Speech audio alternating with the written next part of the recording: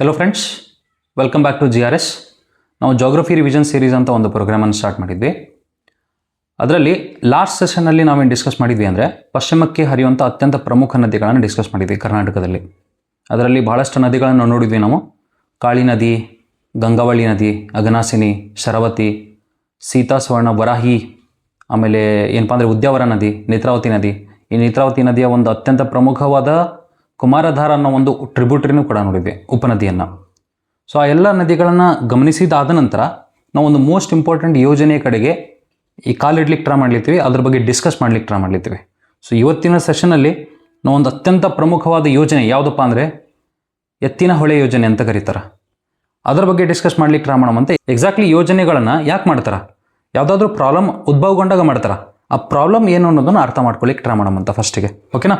So full concentration problem ಏನು ನೋಡ್ರಿ, B very careful. ನಾವು ಪ್ರಾಬ್ಲಮನ್ನು ಅರ್ಥ ಮಾಡ್ಕೊಳ್ಳಿಕ್ಕೆ ಟ್ರೈ ಮಾಡ್ಲಿದ್ದೀವಿ, ಆದ್ದರಿಂದ ಇಲ್ಲಿ ಪ್ರಾಬ್ಲಮ್ ಅಂತ ಬರೀತೀವಿ. B very careful.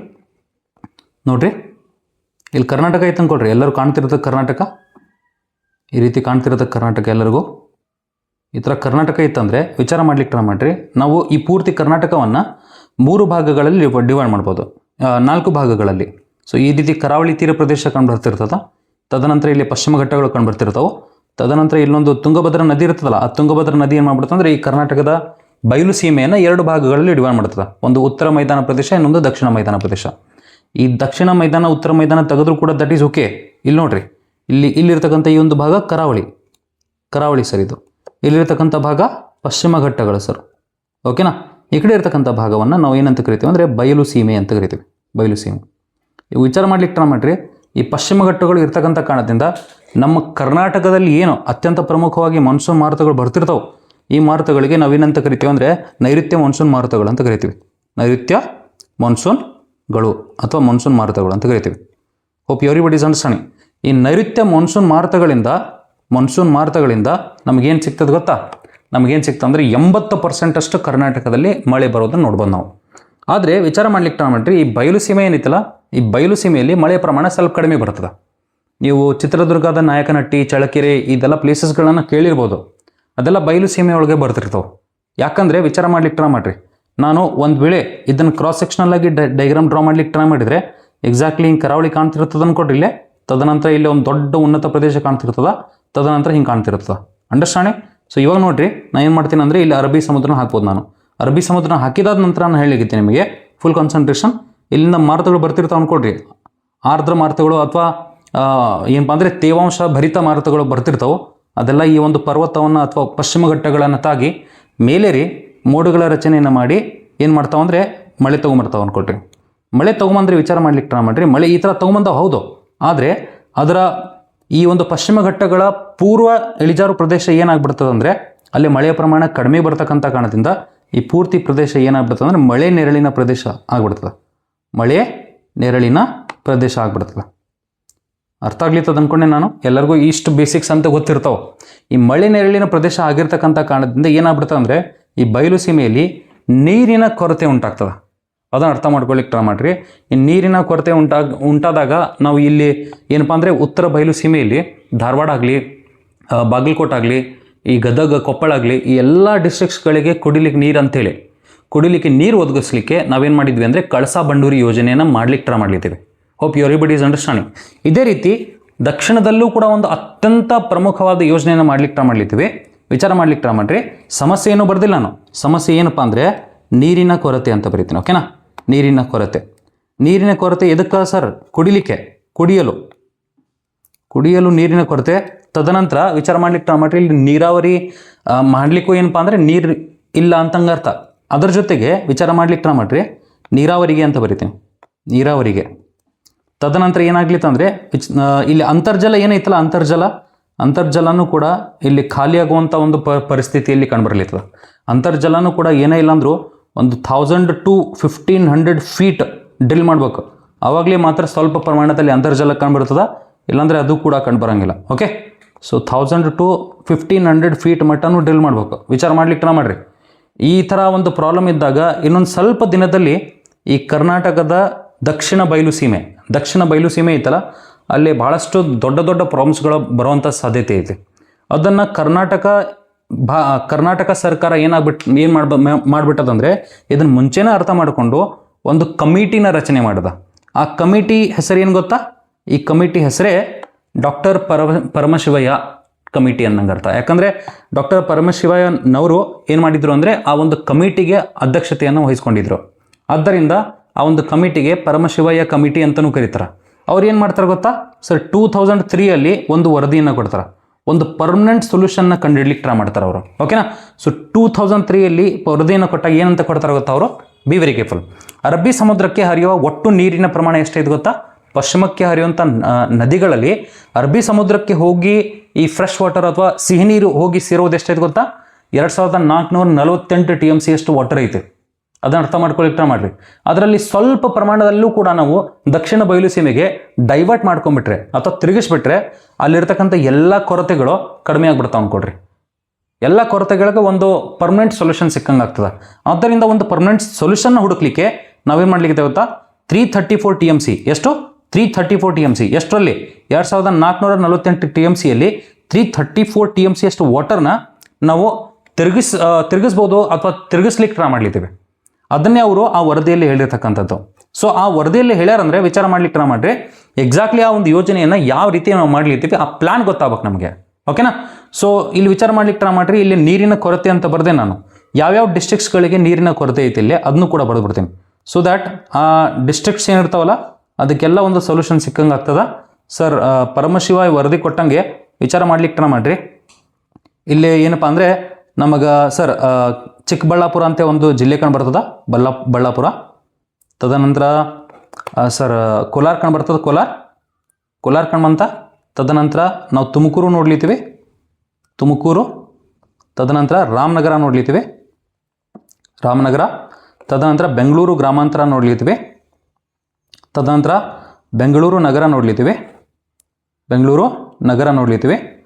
ತದನಂತರ ಸ್ವಲ್ಪ ಪಾರ್ಟ್ಸ್ ಆಫ್ ಮಂಡ್ಯನೂ ಕೂಡ ನೋಡ್ಲಿತ್ತೀವಿ. ಓಕೆನಾ?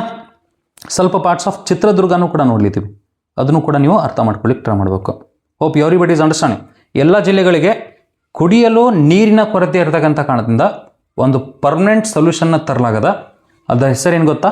Full concentration.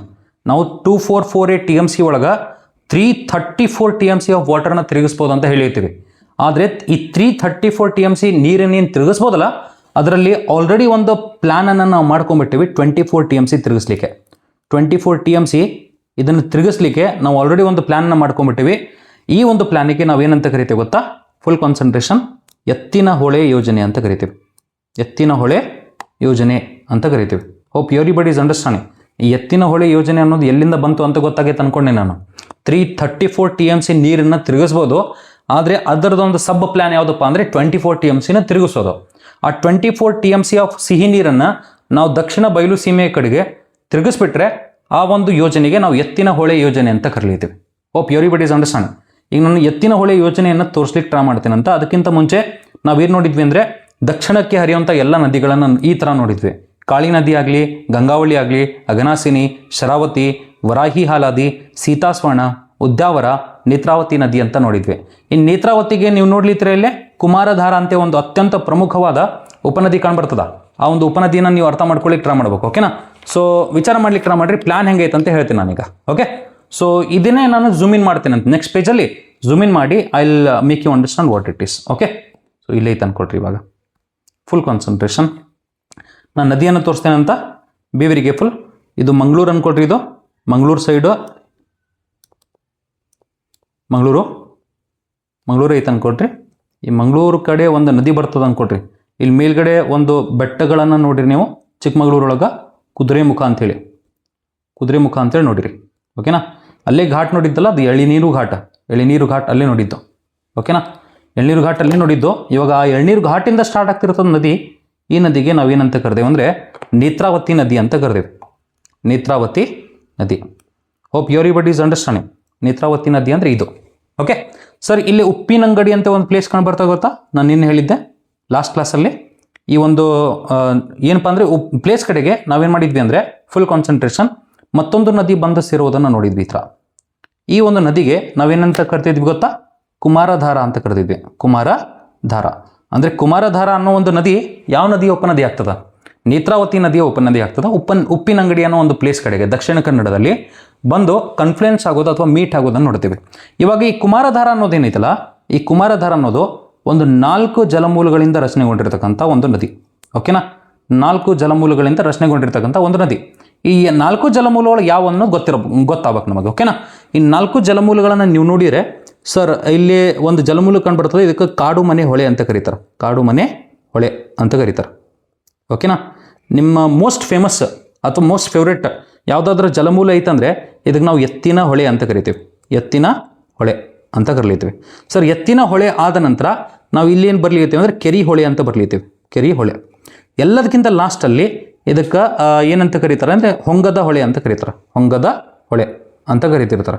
ಸೊ ಈ 4 ಜಲಮೂಲಗಳನ್ನು ನೋಡ್ಲಿತ್ತೇವೆ ನಾವು. ಈಗ ಈ 4 ಜಲಮೂಲಗಳನ್ನು ಕರೆಕ್ಟಾಗಿ ನೋಡ್ಲಿಕ್ಕೆ ಟ್ರೈ ಮಾಡಿರಿ, ಅಬ್ಸರ್ವ್ ಮಾಡಿರಿ. ಈ ರೀತಿ ಉಗಮಗೊಂಡು ಕುಮಾರಧಾರವನ್ನು ರಚನೆ ಮಾಡ್ಯಾವ ಅನ್ಕೊಡ್ರಿ. ಎಕ್ಸಾಕ್ಟ್ಲಿ ಈ ಪ್ಲೇಸ್ ಮೇಲ್ಗಡೆನೆ ಇಲ್ಲೇ ಈ ಪ್ಲೇಸ್ ಕಡೆಗೆ ನಾವೇನು ನೋಡ್ತೀವಿ ಅಂದರೆ ಒಂದು ಮೋಸ್ಟ್ ಇಂಪಾರ್ಟೆಂಟ್ ಪ್ಲೇಸನ್ನು ನೋಡ್ತೀವಿ. ಈ ಪ್ಲೇಸಿಗೆ ನಾವು ಸಕಲೇಶ್ಪುರ ಅಂತ ಕರಿತೀವಿ. ಸಕಲೇಶ್ಪುರ ಅಂತ ಕರಿತೀವಿ. ಓಕೆನಾ, ಸೊ ಸಕಲೇಶ್ಪುರದ ಕಡೆಗೆ ಏನಾಗ್ಲಿತ್ತದ ವಿಚಾರ ಮಾಡ್ಲಿಕ್ಕೆ ಟ್ರೈ ಮಾಡಿರಿ. ಸರಿ, ಎಲ್ಲದರ ಮೇಲೆ ಈ ಒಂದು ಎಲ್ಲ ನದಿಗಳ ಮೇಲೆ ನಾ ಏನು ಮಾಡ್ಲಿತ್ತೆ ಅಂದರೆ ಸಣ್ಣ ಸಣ್ಣ ವಾಟರ್ ವಿಯರ್ಸ್ಗಳನ್ನು ಹಾಕ್ಲಿತ್ತೀನಿ. ಓಕೆನಾ, ಸಣ್ಣ ಸಣ್ಣ ವಾಟರ್ ವಿಯರ್ಸ್ಗಳನ್ನು ಈ ಥರ ಹಾಕ್ಲಿತ್ತೀನಿ. ಈ ವಿಯರ್ಸ್ಗಳಂದ್ರೆ ಅರ್ಥ ಏನು ಅಂತ ತೋರಿಸ್ತೇನೆ ನಾನು ನಿಮಗೆ. ಓಕೆನಾ, ಸೊ ಇಲ್ಲಿ ಕಾಡು ಮನೆ ಹೊಳೆ ಮೇಲೆ ಒಂದು 2 ವಿಯರ್ಸ್ಗಳನ್ನು ಹಾಕಿವೆ, ಎತ್ತಿನ ಹೊಳೆ ಮೇಲೆ ಒಂದು 2 ವಿಯರ್ಸ್ಗಳನ್ನು ಹಾಕಿವೆ, ಕೆರಿ ಹೊಳೆ ಐತಲ್ಲ ಅದ್ರ ಮೇಲ್ಗಡೆ ಒಂದು ವಿಯರನ್ನು ಹಾಕಿವೆ, ಆಮೇಲೆ ಹೊಂಗದ ಹೊಳೆ ಐತಲ್ಲ ಅದ್ರ ಮೇಲೆ ಒಂದು ವಿಯರನ್ನು ಹಾಕಿವೆ. ಸರ್ ಇದ್ರ ಮೇಲೆ 2 ವಿಯರ್ಗಳನ್ನು ಬಿಲ್ಡ್ ಮಾಡ್ಲಿಕ್ಕೆ ಟ್ರೈ ಮಾಡ್ಲಿತ್ತೀವಿ. ಇನ್ ಟೋಟಲ್ 8 ವಾಟರ್ ವಿಯರ್ಸ್ಗಳನ್ನು ಬಿಲ್ಡ್ ಮಾಡ್ಲಿಕ್ಕೆ ಟ್ರೈ ಮಾಡ್ಲಿತ್ತೀವಿ. ವಿಚಾರ ಮಾಡ್ಲಿಕ್ಕೆ ಟ್ರೈ ಮಾಡ್ರಿ. ಈಗ ವಿಯರ್ಸ್ ಅಂದರೆ ಅರ್ಥ ಏನು, ವಾಟರ್ ವಿಯರ್ಸ್ ಅಂದರೆ ಅರ್ಥ ಏನು ಅದನ್ನು ಅರ್ಥ ಮಾಡಿಸ್ತೇನೆ ಅಂತ. ಓಕೆನಾ, ಸೊ ಫುಲ್ ಕಾನ್ಸಂಟ್ರೇಷನ್ 3D ಒಳಗೆ ಇದು ಸಣ್ಣ ಸಣ್ಣ ಡ್ಯಾಮ್ಸ್ಗಳಿರ್ತಾವೆ. ಓಕೆನಾ, ಸಣ್ಣ ಸಣ್ಣ ಡ್ಯಾಮ್ಸ್ಗಳು ಹೆಂಗಿರ್ತಾವೆ ಸರ್, ಹಿಂಗಿರ್ತಾವೆ ಅನ್ಕೊಟ್ರಿ. ಫಾರ್ ಎಕ್ಸಾಂಪಲ್ ಹಿಂಗಿರ್ತಾವೆ ಅನ್ಕೊಟ್ರಿ, ಬಿ ವೆರಿ ಕೇರ್ಫುಲ್. ಈ ರೀತಿ ಐತೆ ಅನ್ಕೊಟ್ರಿ. ತದನಂತರ ಇಲ್ಲೊಂದು ಡ್ಯಾಮ್ ನೀರು ಸ್ಟೋರ್ ಮಾಡ್ಕೊಳ್ಳಿಕ್ಕೆ ಇದು ಈ ಪ್ಲೇಸ್ ಐತೆ ಅನ್ಕೊಟ್ರಿ. ನದಿ ನೀರು ಈ ರೀತಿ ಹರಿತಿರ್ತದೆ. ಓಕೆ, ಅದನ್ನು ನಿಮ್ಗೆ ಈ ಥರ ಮಾಡಿ ತೋರಿಸ್ಲಿದ್ದೇನೆ so that will be able to understand what it is. Okay, ಈ ರೀತಿ ಐತೆ ಅನ್ಕೊಳ್ರಿ. ನಾವೇನು ಮಾಡ್ತೇವೆ ಅಂದರೆ ನದಿ ನೀರು ಈ ರೀತಿ ಬರ್ಲಿತ್ತದ ಅನ್ಕೊಟ್ಟು ಹಿಂಗೆ ಬಂದಾದ ನಂತರ ಮೊದಲು ಇಲ್ಲಿ ಸ್ಟೋರ್ ಆಗ್ತದ. ವಿಚಾರ ಮಾಡ್ಲಿಕ್ಕೆ ಟ್ರೈ ಮಾಡ್ರಿ. ಇಲ್ಲಿ ಸ್ಟೋರ್ ಆತ ಸರ್. ಸ್ಟೋರ್ ಆದ ನಂತರ ಈ ನದಿ ಅಥವಾ ಈ ಒಂದು ಸ್ಟೋರೇಜ್ ಏನೈತೆ ತುಂಬಿ ಮೇಲ್ಗಡೆ ಹಿಂಗೆ ಹರಿತಿರ್ತದೆ. ಹರಿಯುವಾಗ ವಿಚಾರ ಮಾಡ್ಲಿಕ್ಕೆ ಟ್ರೈ ಮಾಡ್ರಿ, ಹಿಂಗೆ ಬರೀತಿರ್ತದೆ ಕಂಟಿನ್ಯೂಸ್ಲಿ.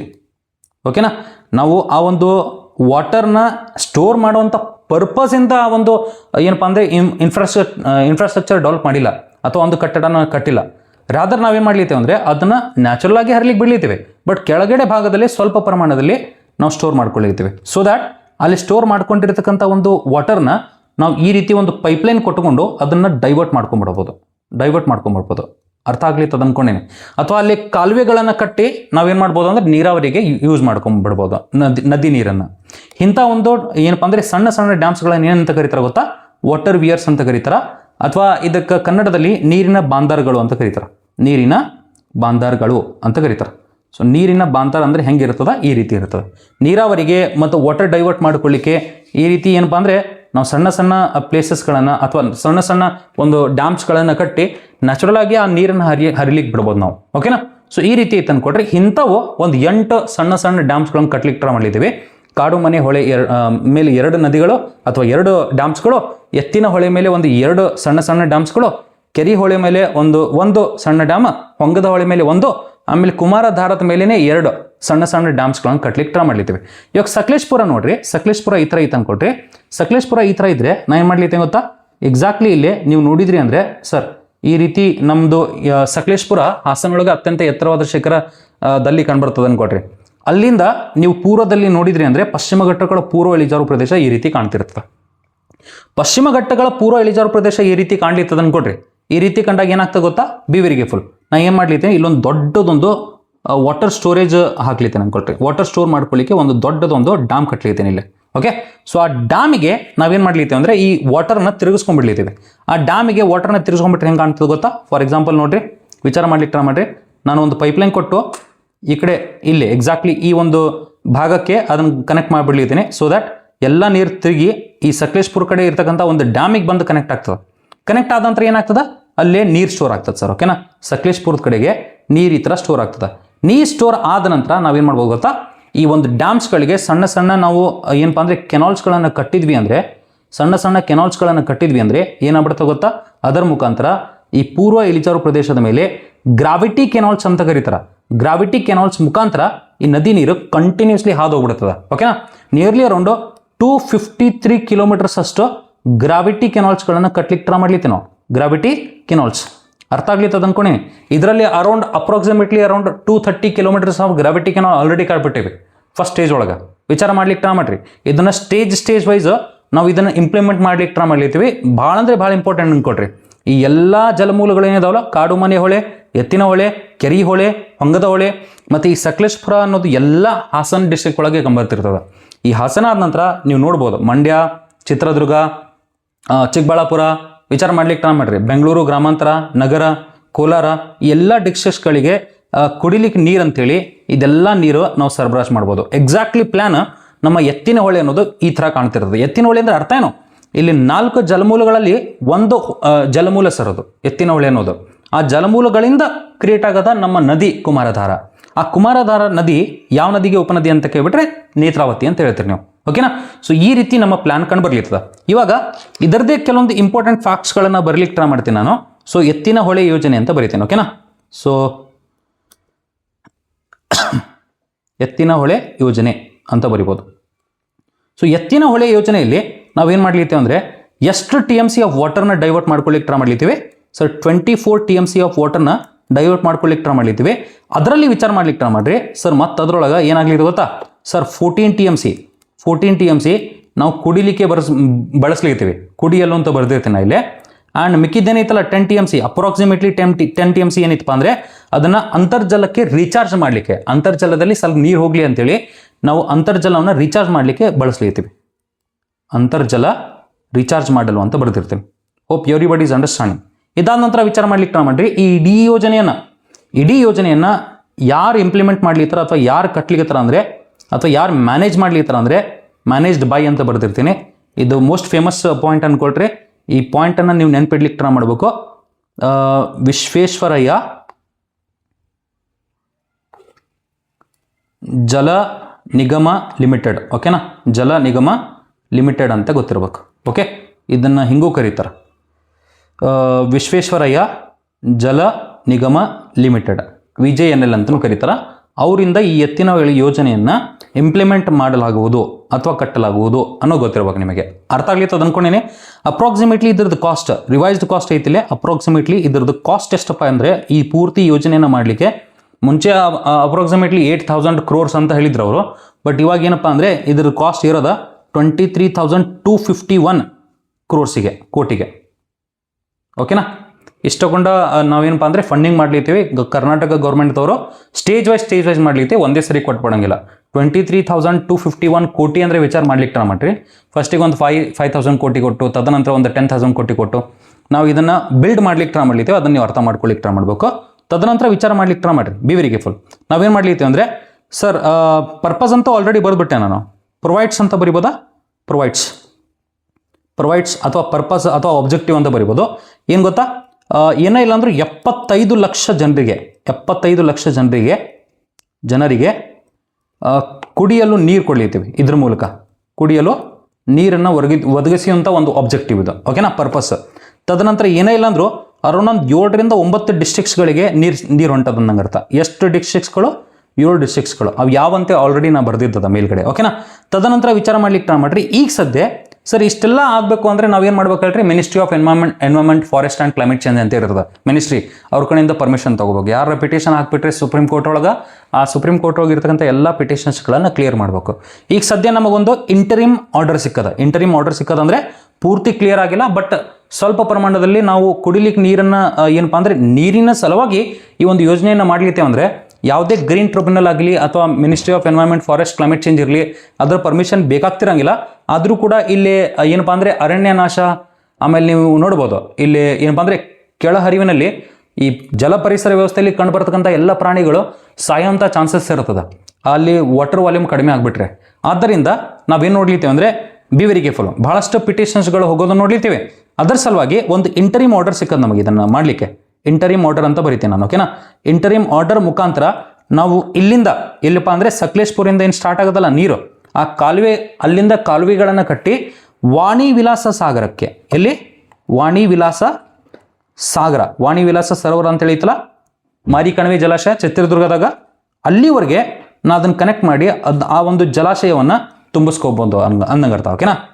ಸರೋವರ ಅಂತ ಬರ್ತೀನಿ, ವಾಣಿ ವಿಲಾಸ ಸರೋವರ ಚಿತ್ರದುರ್ಗ, ಅಲ್ಲಿವರೆಗೆ ನಾವು ಈ ಗ್ರಾವಿಟಿ ಕೆನಾಲನ್ನು ಕಟ್ಟಿಕೊಂಡು ಆ ಒಂದು ಡ್ಯಾಮಲ್ಲಿ ಆ ನೀರನ್ನು ಸಂಗ್ರಹಣೆ ಮಾಡ್ಬೋದು ಅನ್ನಂಗರ್ಥ. ಸಂಗ್ರಹಣೆ ಮಾಡಿದ್ದೆಲ್ಲ ಒಂದು ಏನಪ್ಪಾ ಅಂದರೆ ನೀರನ್ನು ನಾವು ಅಕ್ಕಪಕ್ಕ ಜಿಲ್ಲೆಗಳಿಗೆ ಕುಡಿಲಿಕ್ಕಾಗಲಿ, ಆಮೇಲೆ ಗ್ರೌಂಡ್ ವಾಟರ್ ರೀಚಾರ್ಜ್ಗಾಗಲಿ ಅದನ್ನು ಬಳಸ್ಕೋಬೋದು ಅನ್ನಂಗರ್ಥ. ಸೊ ಇಷ್ಟೆಲ್ಲ ನಮಗೇನಪ್ಪ ಅಂದರೆ ಮೋಸ್ಟ್ ಇಂಪಾರ್ಟೆಂಟ್ ಪಾಯಿಂಟ್ಸ್ಗಳು ಎತ್ತಿನ ಹೊಳೆ ಯೋಜನೆಯ ಬಗ್ಗೆ ಗೊತ್ತಿರಬೇಕು. ಬಟ್ ಈ ಡೈಗ್ರಾಮ್ಸ್ ಗೊತ್ತಿತ್ತು ಅಂದರೆ I think you will be able to understand the schemes properly. ನಾವು ವಿಜುವಲೈಸ್ ಮಾಡ್ಕೊಳ್ಳಿಕ್ಕೆ ಭಾಳ ಕಷ್ಟ ಆಗ್ತದೆ ಅಂದ್ಕೊಳ್ರಿ, ಆ ವಿಜುವಲೈಸೇಷನ್ ಕೊಡ್ಲಿಕ್ಕೆ ಟ್ರೈ ಮಾಡ್ಲಿಕ್ಕೆ ನಾನು ನಿಮಗೆಲ್ಲ ಈ ಒಂದು ಕಂಟೆಂಟ್ಸ್ಗಳು ಲೈಕ್ ಆದಲ್ಲಿ ನೀವೇನು ಮಾಡಿರಿ ಅಂದರೆ ಲೈಕ್ ಮಾಡಿರಿ. ಆಮೇಲೆ ಕೆಳಗಡೆ ಒಂದು ಬಟನ್ ಇರ್ತದೆ ಹೈಪ್ ಅಂತೇಳಿ, ಆ ಹೈಪ್ ಬಟನ್ನು ಕೂಡ ಒತ್ತಿರಿ ಆ್ಯಂಡ್ ನಿಮ್ಮ ಫ್ರೆಂಡ್ಸ್ಗಳಿಗೂ ಶೇರ್ ಮಾಡಿರಿ. ಇಷ್ಟು ಹೇಳ್ತಾ ನಾವು ನೆಕ್ಸ್ಟ್ ಸೆಷನಲ್ಲಿ ಭೇಟಿಯಾಗೋಣ. So thank you.